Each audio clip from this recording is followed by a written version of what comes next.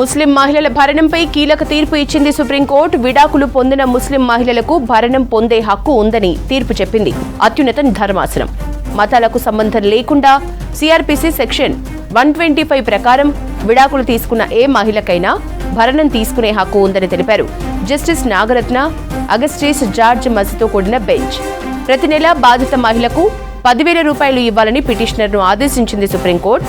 విడాకులు తీసుకున్న తన భార్యకు భరణం ఇవ్వాలన్న తెలంగాణ హైకోర్టు తీర్పుపై సుప్రీంకోర్టులో సవాల్ చేశారు పిటిషనర్. దీనిపై విచారణ చేపట్టిన అత్యున్నత న్యాయస్థానం హైకోర్టు తీర్పును సమర్థించింది.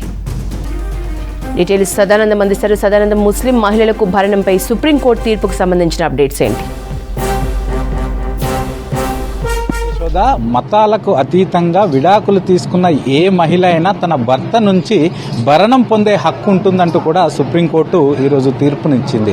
సో గతంలో 2017లో ఇటు హైదరాబాద్లో ఒక ముస్లిం వ్యక్తి అబ్దుల్ సమద్ అనే వ్యక్తి తన భర్త నుంచి ముస్లిం పర్సనల్ లా ప్రకారం తను విడాకులు తీసుకున్నాడు. సో ఆ తర్వాత అతను ఫ్యామిలీ కోర్టు అప్పుడు ఇచ్చింది ఏంటంటే తన భార్యకి నెల 20,000 రూపాయలు తను భరణం ఇవ్వాలంటూ కూడా అతనికి ఫ్యామిలీ కోర్టు ఆదేశించింది. సో దాన్ని అతను ఛాలెంజ్ చేస్తూ తెలంగాణ హైకోర్టుకు వెళ్ళాడు. సో తెలంగాణ హైకోర్టు దాన్ని సవరిస్తూ ప్రతి నెల 10,000 రూపాయలు భరణం ఇవ్వాలంటూ కూడా తెలంగాణ హైకోర్టు అతన్ని ఆదేశించింది. సో దాన్ని కూడా తెలంగాణ హైకోర్టు ఇచ్చిన తీర్పును కూడా ఛాలెంజ్ చేస్తూ అతను సుప్రీంకోర్టులో పిటిషన్ వేశాడు. సో సుప్రీంకోర్టులో అతను ఏం వేశాడంటే ఇటు ముస్లిం పర్సనల్ లా ప్రకారం నేను 2017లో అప్పట్లో నేను విడాకులు తీసుకున్నా కాబట్టి సో ముస్లిం పర్సనల్ లాలో ఎక్కడా కూడా భరణం చెల్లించాలంటూ లేదంటూ కూడా అతను సుప్రీంకోర్టులో దీనిపైన హైకోర్టు ఇచ్చిన తీర్పును ఛాలెంజ్ చేస్తూ పిటిషన్ వేశారు. సో దానిపైన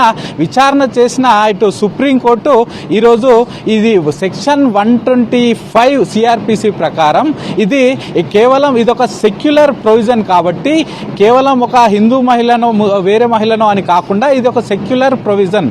ఏ మతానికి చెందిన మహిళ అయినా తాను విడాకులు పొందితే తప్పకుండా తాను భరణం పొందే హక్కు ఉంటుంది కాబట్టి సో తెలంగాణ హైకోర్టు ఇచ్చిన తీర్పు ఏదైనా ఉంటుందో సో దాన్ని ఏకీభవిస్తూ ఇతను వేసిన పిటిషన్ ని డిస్మిస్ చేస్తూ ఈ రోజు సుప్రీంకోర్టు దీన్ని డిస్మిస్ చేస్తూ ఈ రోజు తీర్పిచ్చింది. సో గతంలోనే 2 టైమ్స్ విచారణ చేసిన సుప్రీంకోర్టు దీన్ని హోల్డ్ లో రిజర్వ్ లో పెట్టింది. సో ఈ రోజు దీనిపైన తీర్పు ప్రకటించింది. సో ఒకవేళ తాను అటు ముస్లిం పర్సనల్ లా ప్రకారం విడాకులు తీసుకున్నా సరే భరణం మాత్రం ఇటు సిఆర్పిసి 125 సెక్షన్ 125 ప్రకారం పక్కా ఇవ్వాల్సిందేనంటూ కూడా హైకోర్టు తీర్పునిచ్చింది. సో దీనిలో జస్టిస్ నాగరత్న అలాగే జస్టిస్ అగస్టిన్ జార్జ్ మసి అనే ఇద్దరితో కూడిన బెంచ్ ఈ రోజు తీర్పునిచ్చింది. సో ఇది కేవలం ఇప్పుడు చెప్పిందే కాదు, గతంలో కూడా ఇచ్చిన తీర్పుల్లో కూడా ఇది ఉంది. 2023లో ఒక తీర్పు ఇచ్చాం, 2019లో కూడా సేమ్ ఇలాంటిదే తీర్పిచ్చాము.